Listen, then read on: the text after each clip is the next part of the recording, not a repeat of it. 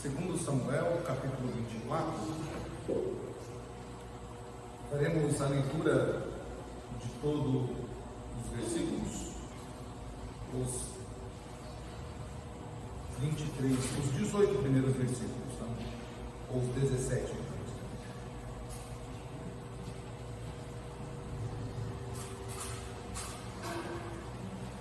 Segundo Samuel, capítulo 24. Diz assim a palavra do Senhor: tornou a ira do Senhor a acender-se contra os israelitas, e ele incitou a Davi contra eles, dizendo: vai, levanta o censo de Israel e de Judá. Disse, pois, o rei a Joabe, comandante do seu exército: percorre todas as tribos de Israel, de Dan até Berseba, e levanta o censo do povo, para que eu saiba o seu número. Então disse Joabe ao rei: ora, multiplique o Senhor teu Deus a este povo 100 vezes mais. E o rei, meu senhor, o veja, mas por que tem prazer nisto o rei, meu senhor?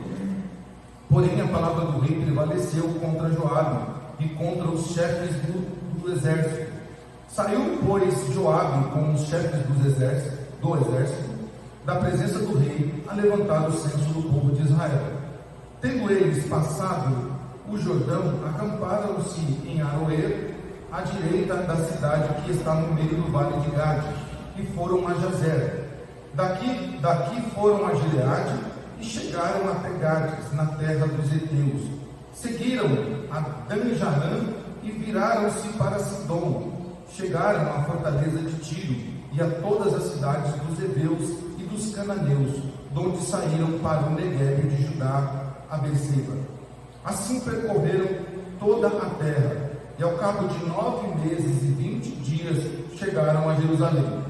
Deu Joabe ao rei o recenseamento do povo. Havia em Israel 800.000 homens de guerra que puxavam da espada, e em Judá 500.000. Sentiu Davi bater-lhe o coração depois de haver recenseado o povo, e disse ao Senhor: muito pequei no que fiz. Porém agora, ó Senhor, peço-te que perdoes a iniquidade do teu servo, porque procedi muito loucamente. Ao levantar-se Davi pela manhã, veio a palavra do Senhor ao profeta Gade, vidente de Davi, dizendo: vai e dize a Davi: assim diz o Senhor, 3 coisas te ofereço, escolhe uma delas para que ta faça. Veio, pois, Gade a Davi e lhe fez saber, dizendo: queres 7 anos de fome te venham à tua terra? Ou que por 3 meses fujas diante de teus inimigos e eles te persigam? Ou que por 3 dias haja peste na terra? Delibera agora e vê que resposta hei de dar ao que me enviou. Então disse Davi a Gade: estou em grande angústia, porém caiamos nas mãos do Senhor, porque muitas são as suas misericórdias, mas nas mãos dos homens não caia eu. Então enviou o Senhor a peste a Israel, desde a manhã até o tempo em que determinou. E de Dan até Berseba morreram 70.000 homens do povo. Estendendo, pois, o anjo do Senhor a mão sobre Jerusalém para destruir, arrependeu-se o Senhor do mal e disse ao anjo que fazia a destruição entre o povo: basta, retira a mão.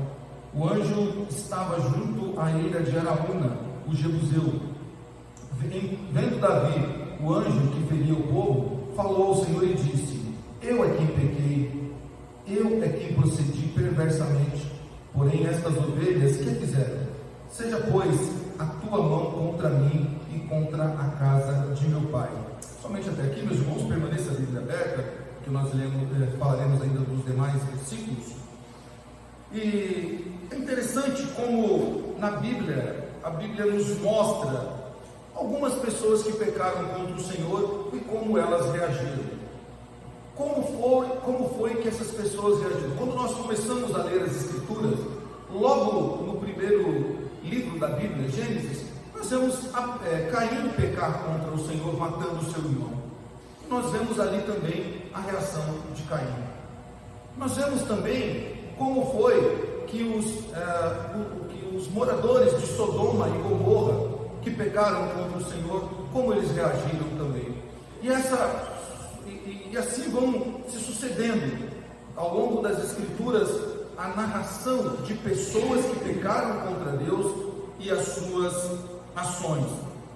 E Davi, este homem, né, que a história é linda, e Davi faz parte daquela tríade judaica, dos 3 maiores personagens do judaísmo, até os dias de hoje. Abraão, Moisés e Davi são reverenciados em todo o território judeu até os dias de hoje. Davi foi um homem que muitas vezes pecou contra Deus. Diversos pecados temos aqui relatados de Davi. Davi errou muito contra o Senhor. Mas, diferente de outros, inclusive daqueles que andaram com Jesus e que Jesus os chamou de amigo, Davi não teve uma reação humana olhando somente para o seu ato em si e terminando em si. Davi sabia que todo o pecado cometido contra o Senhor necessitava de um arrependimento profundo. Quando nós olhamos então para as Escrituras, Judas, por exemplo, Judas peca contra o Filho de Deus, mas não há no coração de Judas um arrependimento, há um remorso no coração de Judas. Ele inclusive não confessa ao Senhor o seu pecado, ele confessa aos sacerdotes, dizendo aos sacerdotes: pequei contra sangue inocente. Diferente de Davi, que corria dos pés do Senhor e falava com o Senhor, seja no seu pecado de ordem moral, seja no seu pecado assassinando um soldado, seja o seu pecado de autoconfiança, e desse que nós lemos, ou outros, Davi reconhecia o seu pecado e confessava ao Senhor o seu pecado e dizia e pedia perdão a Deus, não como Judas, que foi aos sacerdotes. Claro, a Bíblia sempre nos alerta, e em todas as suas páginas, como João escreve na sua primeira carta, no capítulo 2, versículo 1, para nós não pecarmos. Mas se nós pecarmos, nós temos um advogado diante do Senhor.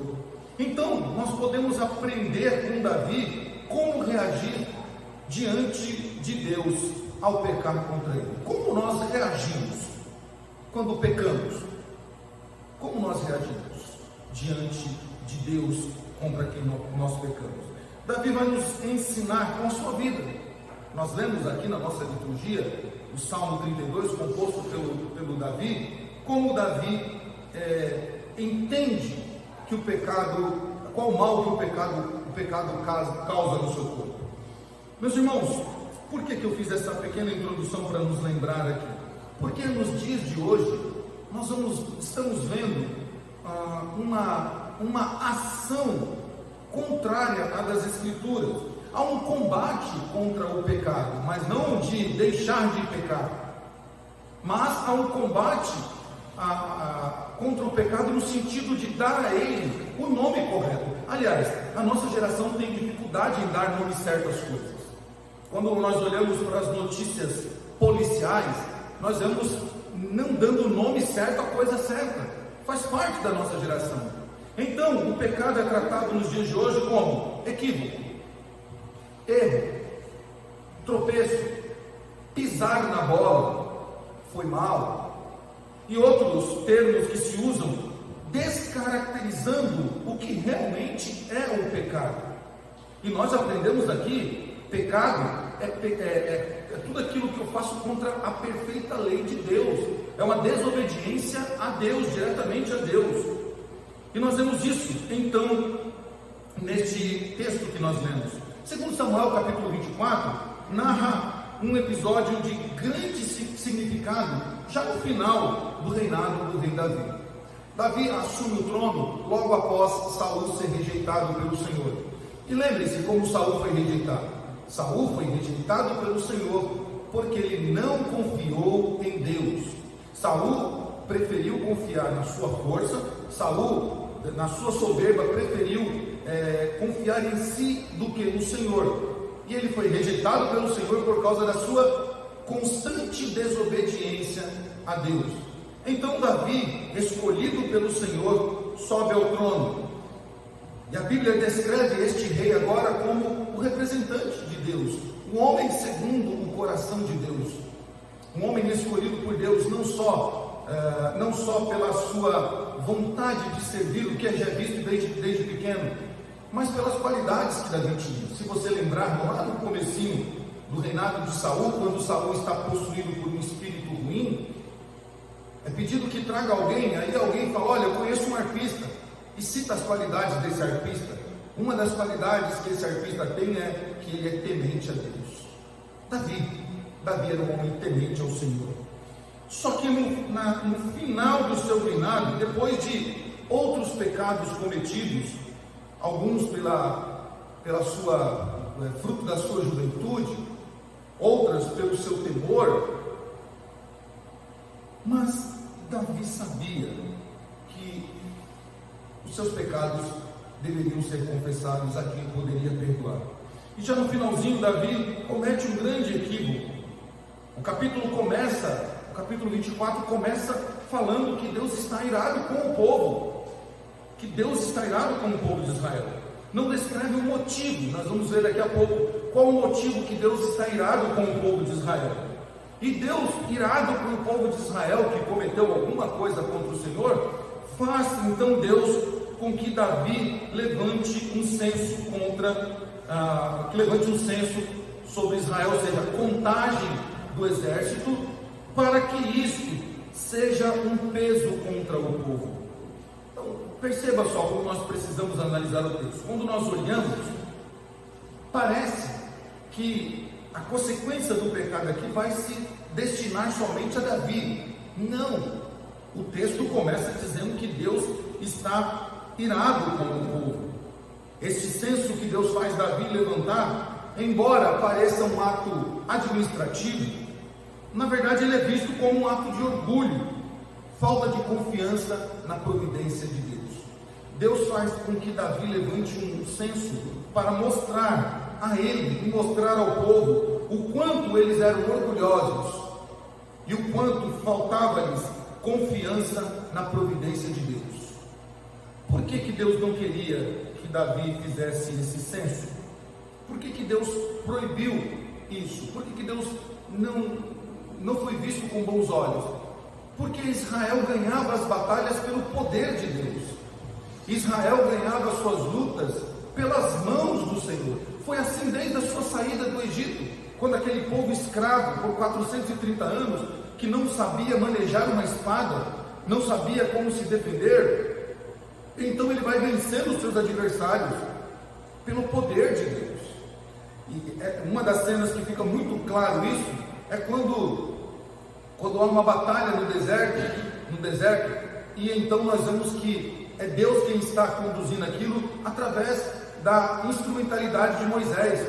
Todas as vezes que Moisés ficava com as mãos erguidas, o povo prevalecia sobre seus inimigos. Mas quando os braços de Moisés cansavam, o que acontecia? O inimigo prevalecia contra Israel, até que Arão e Hur viram aquilo e seguraram as mãos de Moisés para que então o povo prevalecesse. Deus sempre foi com Israel.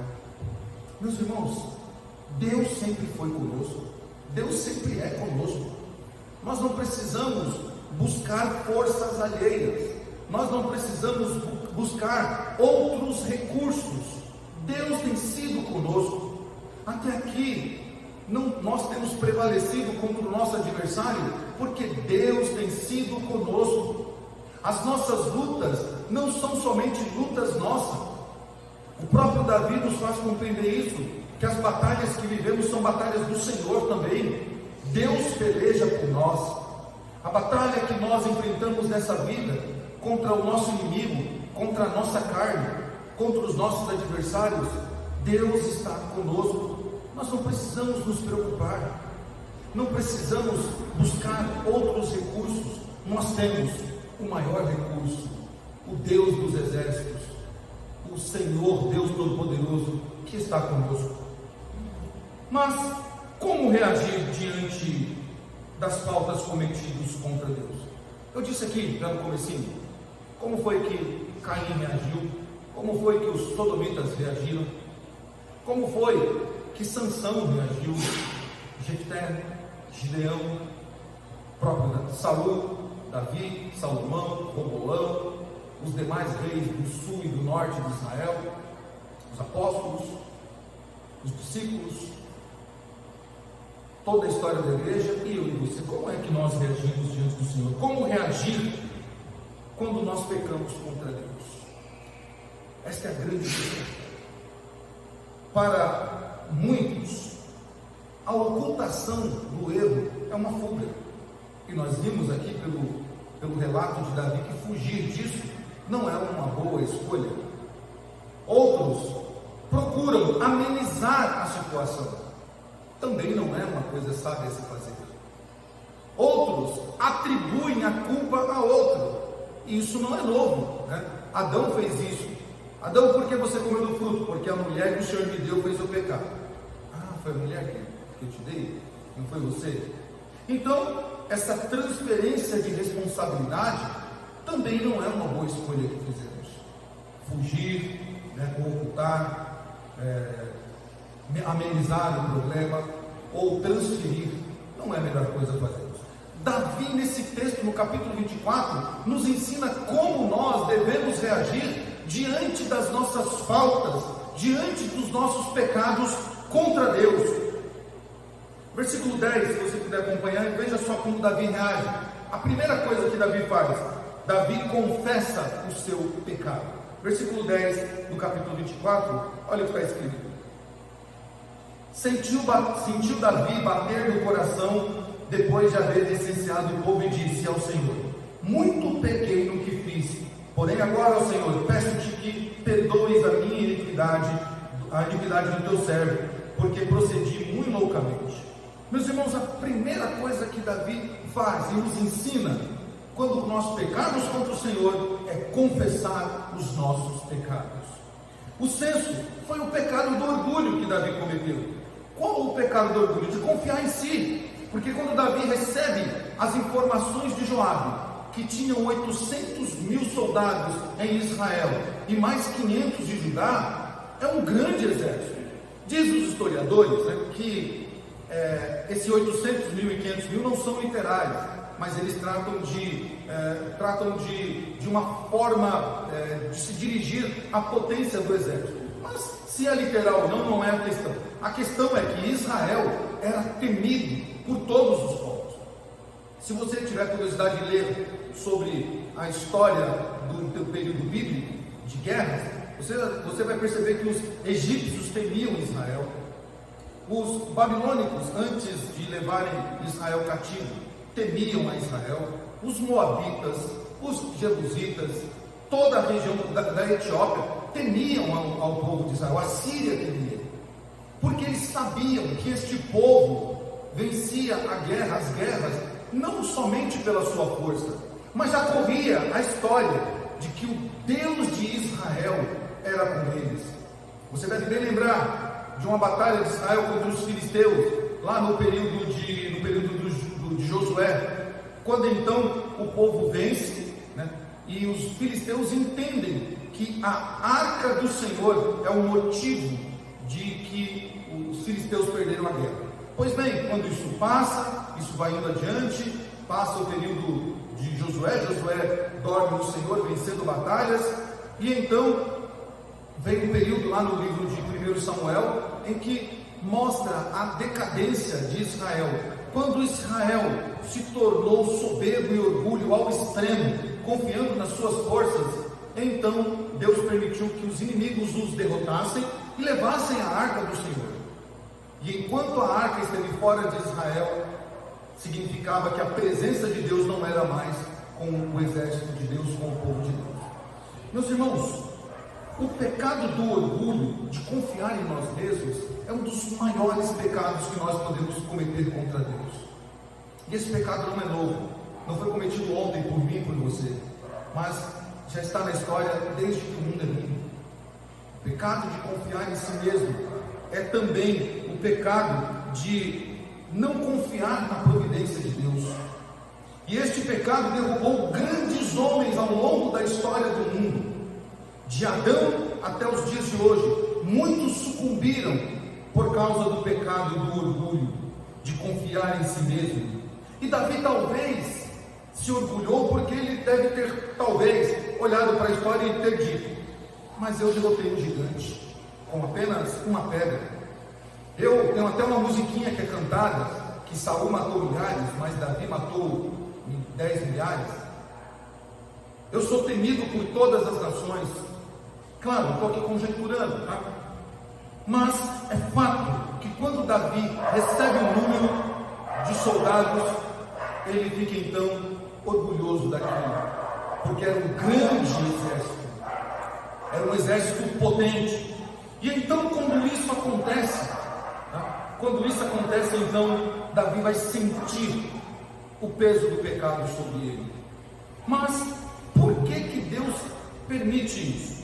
Tá? O texto inicia, e aqui parece ter uma contradição que eu vou pedir para você abrir em 1 Crônicas, capítulo 21, e versículo 1.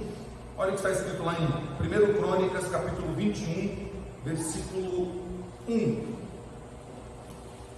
Parece que é uma contradição do que nós estamos lendo aqui, porque lá em 1 Crônicas vai dizer que foi Satanás quem induziu a Davi. Olha só o que diz, versículo 1: Então Satanás se levantou contra Israel e incitou a Davi a levantar o censo. Opa, pera lá. O texto de Samuel está dizendo que Deus se irou contra Israel e incitou Davi a fazer o censo. Crônicas está dizendo que Satanás se irou contra Israel e incitou Davi a fazer o censo. Pera lá, como que é isso aqui? Que contradição é essa? Bom, não há contradição nenhuma nos dois textos, tá? Porque Deus não pratica o mal. Aliás, a Bíblia diz que Deus não pode tentar ninguém. E a palavra incitar aqui no hebraico é a palavra sete, que significa seduzir ou instigar alguém a algo. Deus não pode fazer isso, porque Deus é bom o tempo todo. Deus é perfeito. Não há dolo, não há mal em Deus. Deus nunca vai fazer um mal a alguém. Mas este povo de Israel pecou gravemente contra o Senhor, e então se ocasionou nesse senso que foi Satanás ou foi Deus? Bom, nós devemos lembrar que Satanás, ele não tem força ativa sozinho, ele não pode fazer tudo o que ele quer. Lutero chega a dizer que Satanás é um cão na corrente de Deus. Deus segura a corrente e Satanás não pode fazer o que ele quer. Aliás, lembre-se de que quando Deus testemunhava sobre a vida de Jó, Satanás fez o quê? Pediu para bagunçar com a vida de Jó. E Deus disse: pode fazer, mas limitou Satanás, dizendo: não toque na sua vida. Então, claro, nós vemos aqui no texto uma ação de Satanás seduzindo o coração de Davi com permissão de Deus. Deus permite que Satanás incite Davi, tá, a fazer o censo. Tá? E este pecado, claro, não poderia ser atribuído a Deus, mas o escritor do livro de Samuel, ele entendia que Deus é soberano e que todas as ações são sobre a permissão de Deus. O próprio Jó entendia isso, né? Mulher, nós aceitamos o bem de Deus, por que não aceitaríamos o mal também? Então, de novo, para ficar bem claro, meus irmãos, Deus não pratica o mal. Nenhum mal provém das mãos santas e justas de Deus. Mas Deus permite que o nosso adversário pratique o mal sobre nós. Deus permite, Deus autoriza que ele faz isso por causa dos nossos pecados, por causa da nossa soberba e orgulho de achar que nós podemos fazer as coisas independente de Deus. Devemos sempre lembrar disso, tá? O diabo não tem essa autorização, tá? Não tem essa liberdade que muitos atribuem a ele, como se Deus não tivesse condição de frear Satanás. Meus irmãos, o tempo desse censo que Davi fez, essa contagem do exército, incitado por Satanás, permitido por Deus, foi um tempo de 9 meses. Isso é interessante, eu gosto muito, meus irmãos, quando a Bíblia determina tempo, quando a Bíblia fala que certa coisa aconteceu por X tempo e de tal maneira. Por quê? Porque olha só que interessante, alguns chegam até a dizer, 9 meses, o tempo de um parto. O que é o tempo de um parto? É um tempo para refletir. Deus deu show por 9 meses, Davi refletir sobre o seu pecado. Com quem as irmãs aí que passaram pelo processo de gravidez, 9 meses é um tempo longo, em que muitas coisas passam pela cabeça, tanto do que já aconteceram, quanto da expectativa que está por vir. Então muitas coisas são refletidas. Levando para o extremo, 9 meses é um tempo que Deus deu a Davi para que ele voltasse na sua decisão, e então não fizesse o mal que ele estava fazendo desobedecendo a ordem do Senhor. Esse tempo foi suficiente para ele rever o seu pecado e voltar-se contra Deus. Meus irmãos, Deus está nos dando tempo suficiente para que nós possamos pensar sobre o que nós temos cometido. Talvez já se passaram dias ou horas, quem sabe, dias, talvez já se passaram semanas, talvez até meses, ou quem sabe até anos, e Deus está te dando esse tempo para você rever o seu pecado e confessá-lo a Deus, rever o seu pecado, deixá-lo e voltar-se para Deus. Ninguém diante do Senhor vai poder se justificar de algum pecado cometido que não teve tempo, ou que não teve como refazê-lo ou rever aquele pecado. Deus está nos dando tempo de sobra. E interessante que quando há o tempo, nos mostra então que este tempo que Deus nos dá para nos arrependermos, assim como deu a Davi. E quando isso não acontece, mostra uma coisa, que no coração, tanto de Davi quanto no nosso, quando isso não é feito, não há um coração genuinamente entregue a Deus. Por quê? Porque um coração arrependido se volta ao Senhor e confessa os seus pecados. O problema não é pecar.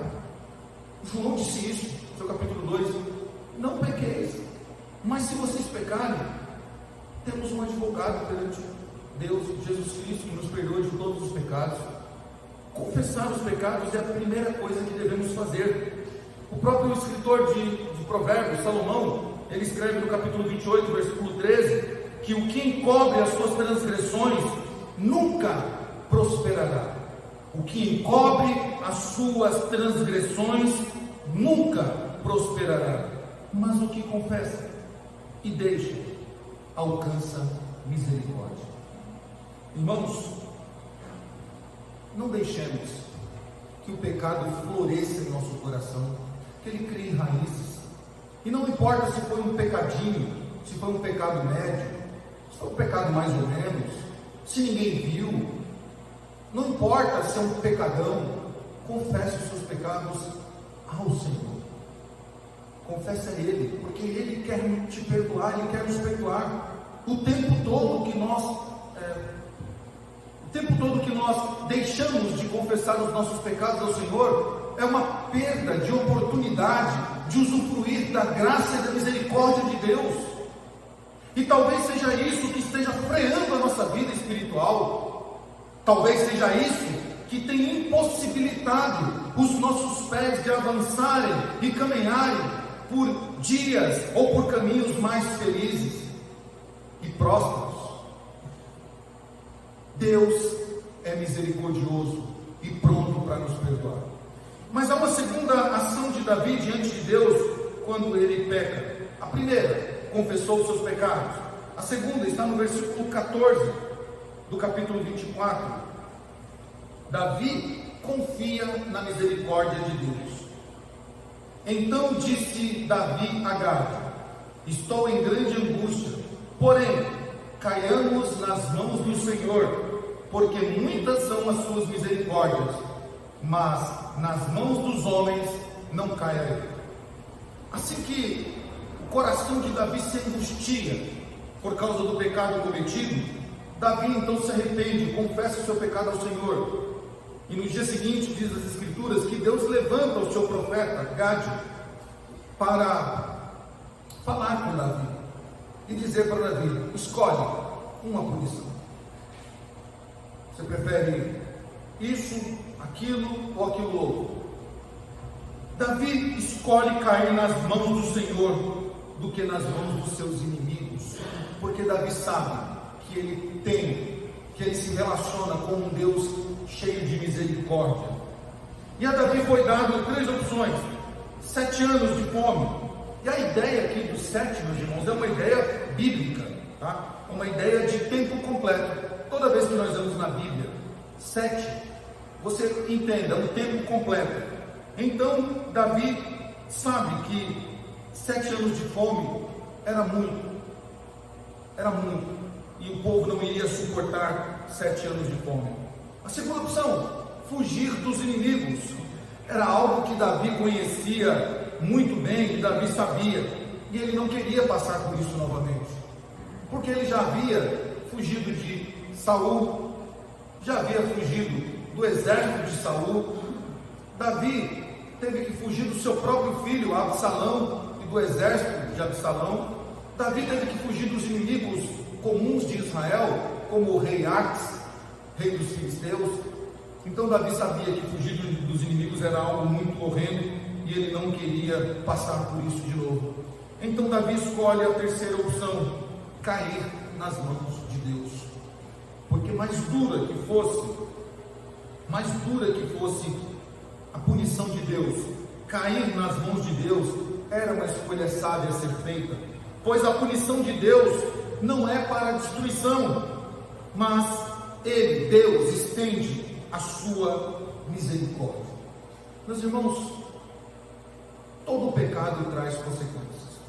Há um leve engano nos nossos dias em que muitos defendem, principalmente as novas teologias, as teologias liberais ou progressistas, que pegam algo verdadeiro e transformam em algo falso. O que é algo verdadeiro? Que o amor de Deus é maior do que todos os pecados. Isso é verdade. O amor de Deus é maior do que qualquer pecado que eu e você possamos cometer. Mas o que eles transformam em errado? É dar a entender que não teremos consequências dos nossos pecados, que nós podemos pecar, isso vai ficar tudo tranquilo porque Deus nos ama de forma inigualável, de forma tal como a Bíblia diz, e então Deus não nos punirá, então não haverá consequências dos nossos pecados. Haverá consequências desastrosas para aqueles que não confessarem os seus pecados, para aqueles que endurecerem o seu coração, para aqueles que ainda permanecem no orgulho. Haverá então consequências desastrosas. Mas para aqueles que entendem a misericórdia de Deus, ou que conhecem a Deus e sabem que é misericordioso, haverá consequências duras também, pesadas também. Mas este sabe que a punição de Deus não é para nos destruir, mas é para nos fazer entender o quanto o pecado é danoso, e o quanto o pecado faz mal, o quanto o pecado é destrutivo, e o quanto ele atrapalha a caminhada do cristão. Davi entende isso de forma clara. E o versículo 24 mostra Deus agindo com sua misericórdia, retirando o mal sobre Israel. Quando a punição está sendo executada sobre Israel, a peste toma conta, matando muitas pessoas, então Deus olha para Israel e lembra-se da sua aliança. Irmãos, isso é lindo. da parte de Deus, é lindo. Deus está vendo Israel sendo punido por causa da sua soberba, por causa da sua desobediência, e o seu representante legal, Davi, também sofrendo. Mas Deus lembra da aliança, do pacto que ele fez com Abraão, com Isaac e com Jacó, e retira a sua punição. E então Deus diz para o anjo: basta, arrepende do mal que eu mandei fazer, ou que permiti fazer. E esse arrepender aqui, claro, não é o arrependimento que eu e você temos, não é este arrependimento, mas Deus cessa a sua ira e a sua punição sobre Israel. Meus irmãos, em tempos de crise e de castigo por causa dos nossos pecados, nós somos lembrados da importância de confiar na misericórdia de Deus. É possível que nós estejamos enfrentando este momento difícil, das consequências dos nossos pecados, das nossas faltas diante de Deus. É possível que a nossa nação esteja enfrentando isso por causa da sua desobediência contra Deus, por causa do seu afastamento, por causa do endurecimento do seu coração, trazendo para as suas casas, para as suas vidas, outros deuses que não o nosso Senhor. E talvez nós estejamos vendo isso com os nossos próprios olhos: a degradação moral, a violência, a intransigência e outras coisas mais que acontecem. E talvez eu e você estejamos passando por isso também em algum grau. Mas saiba, se você está enfrentando isso nessa noite, eu te digo, baseado no texto que nós lemos, Deus é misericordioso, e o sofrimento causado como consequência do nosso pecado tem tempo para acabar, porque as misericórdias de Deus são a razão de nós não sermos consumidos, diz o escritor em Lamentações. Como nós podemos ver isso, essa misericórdia de Deus? Não adianta a gente falar que Deus perdoa, não adianta só falar isso, não adianta a gente ter essa certeza ou essa convicção de que Deus perdoa. Sabemos disso, mas nós temos que saber também que o pecado é algo terrível contra Deus. O que é o pecado? O pecado, em outra linguagem, é quando nós usamos as estruturas que Deus nos deu para agir contrário à sua vontade. É quando nós usamos as ferramentas que Deus nos dá para fazer tudo aquilo que é contra Ele. É quando nós usamos o nosso corpo, templo do Espírito, para glorificar a Deus, e nós usamos para os nossos próprios interesses. É quando nós usamos o nosso dinheiro dado por Deus para o nosso sustento e para abençoar o próximo. É quando nós usamos para as nossas próprias realizações, para a nossa própria soberba.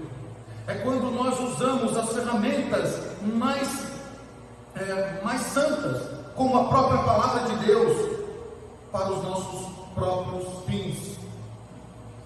É quando nós usamos até mesmo a igreja do Senhor para justificar meios pecaminosos.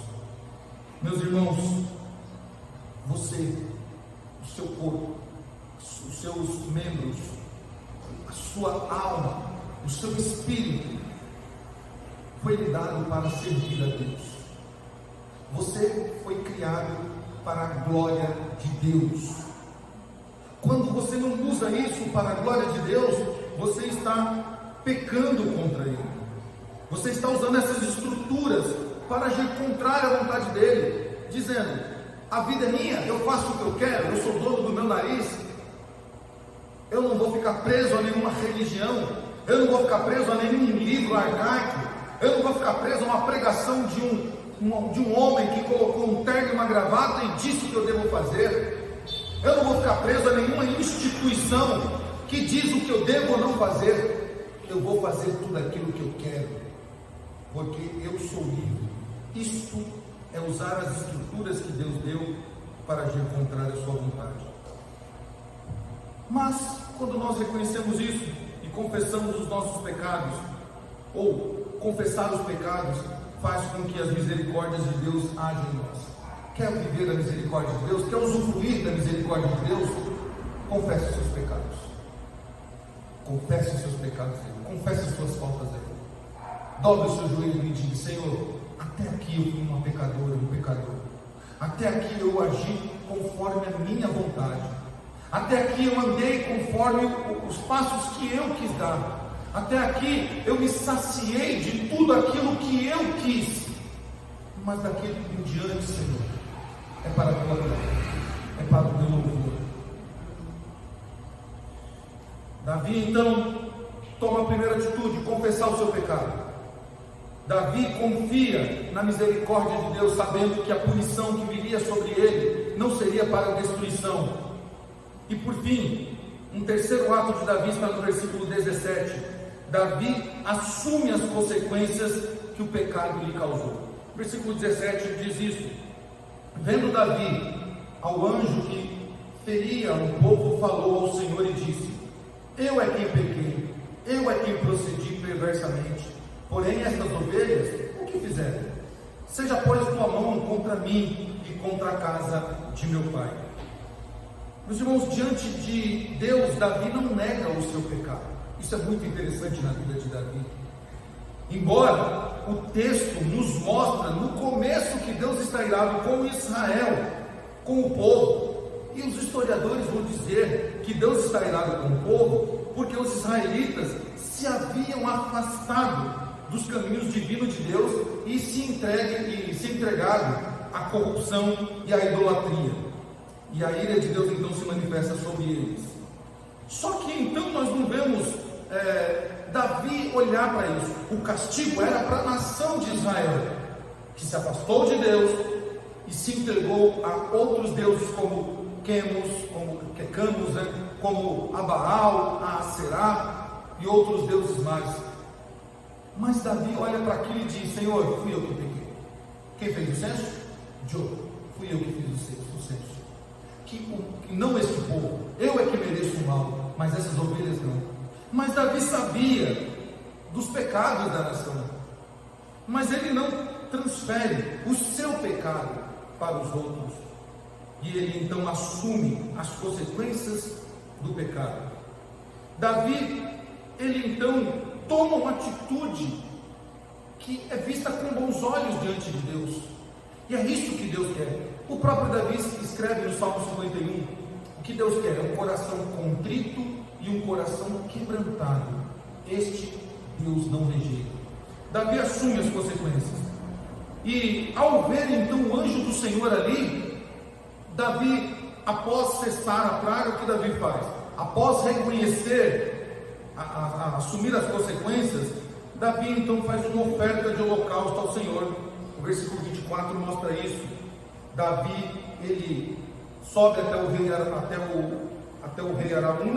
ou até o Araúna, e compra dele não só o terreno onde estava o anjo do Senhor, mas as lenhas, e os animais, para fazer uma oferta ao Senhor, em gratidão a Deus, pelo Senhor ter afastado de Israel aquela praga.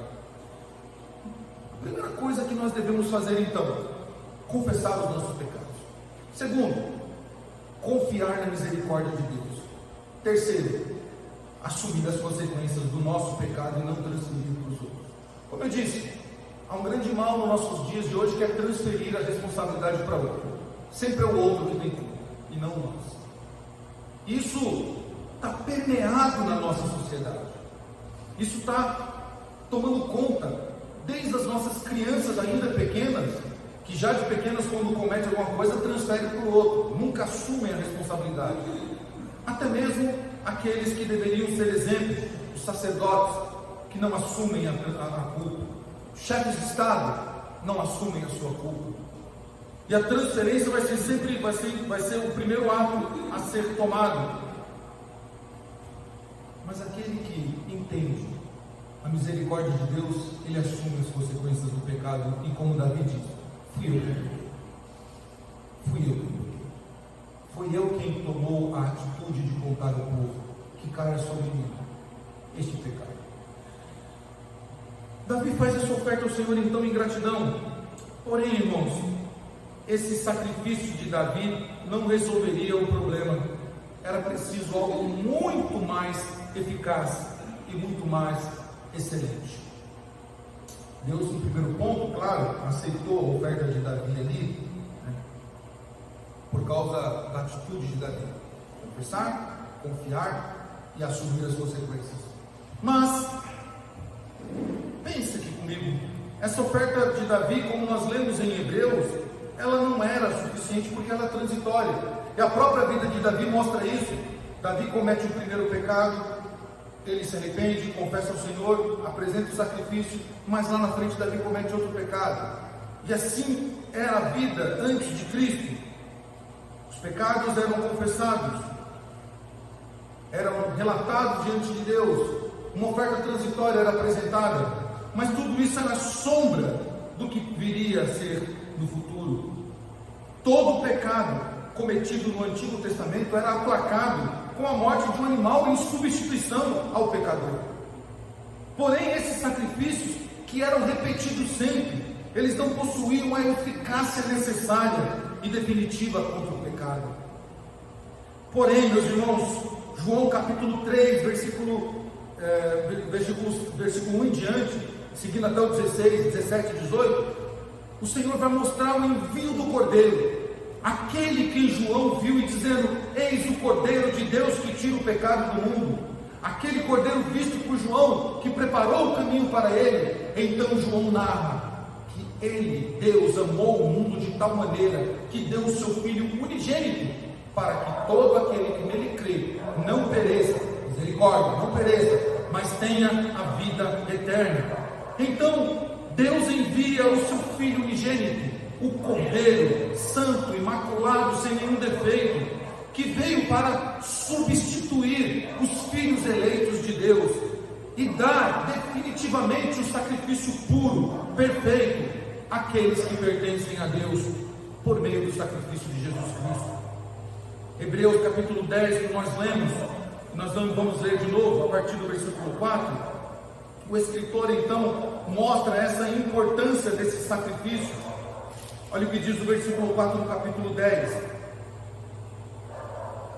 porque é impossível que o sangue de touros e de bodes remova pecados. Olha só que interessante, é impossível que qualquer animalzinho do tempo passado, da antiga aliança, remova os pecados.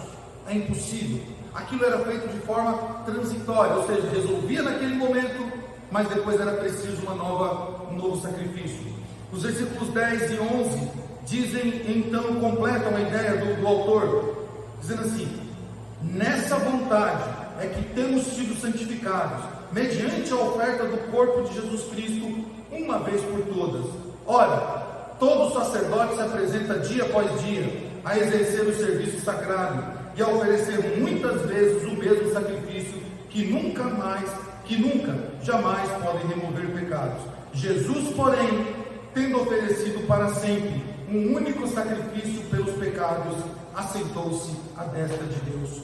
Meus irmãos, somos perdoados de forma definitiva, porque Jesus morreu na cruz por nós, e o seu sacrifício na cruz, a sua entrega naquela cruz, foi um ato perfeito, que possibilitou não só os pecados, não só o perdão dos pecados cometidos no tempo de Adão, no tempo de Abraão, no tempo de Moisés, no tempo dos juízes, nos tempos dos reis e dos profetas, no tempo do período interbíblico, não só no tempo dos apóstolos, não só no tempo da história da igreja, mas também nos nossos dias de hoje.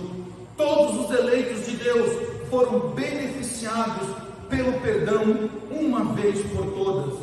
O sacrifício de Cristo foi definitivo, e através do sangue dele derramado naquela cruz, através do sacrifício de Jesus oferecendo-se como nosso substituto naquela cruz, nós fomos perdoados para sempre. Não há mais condenação para aqueles que estão em Cristo Jesus. Ninguém mais pode nos acusar de nada. Paulo diz isso: que acusação há para os filhos de Deus? Não há mais acusação contra nós. Nós somos perdoados por Jesus Cristo, por causa do seu sangue derramado na cruz. A ira de Deus foi aplacada no texto de 2 Samuel 24, quando Davi confessa, confia e assume as consequências e oferece uma oferta ao Senhor. Mas definitivamente, não só Davi, como eu e você, quando confessamos os nossos pecados, somos perdoados de uma forma definitiva por aquele que é cheio de misericórdia e nos ama de uma forma incondicional através do sacrifício de Cristo Jesus. O Salmo 130 diz que os servos de Deus tropeçam porque vivem num mundo caído, porém os que confessam seus pecados são socorridos pela misericórdia de Deus. E nós leremos este salmo para encerrar a nossa fala dessa noite. Salmo 130, vamos ler todos juntos em uma só voz e assim encerramos. Sempre lembrando, meus irmãos, os filhos de Deus, os servos de Deus, você e eu tropeçamos porque vivemos em um mundo caído. Porém, quando nós confessamos os nossos pecados, somos socorridos pela misericórdia do nosso Deus. Salmo 130, leamos em uma só voz para a glória do nosso Senhor. Vamos ler. Das profundezas clamo a ti, Senhor. Escuta, Senhor, a minha voz. Estejam alerta os teus ouvidos às minhas súplicas. Se observares, Senhor, iniquidades, quem, Senhor, subsistirá? Contigo, porém, está o perdão para que te temo. Aguardo o Senhor, a minha alma o aguarda. Eu espero na sua palavra. A minha alma anseia pelo Senhor, mais do que os guardas pelo romper da manhã. Mais do que os guardas pelo romper da manhã. Espera, Israel, no Senhor, pois o Senhor há misericórdia. Nele, copiosa redenção. É Ele quem redime a Israel de todas as suas iniquidades. Amém.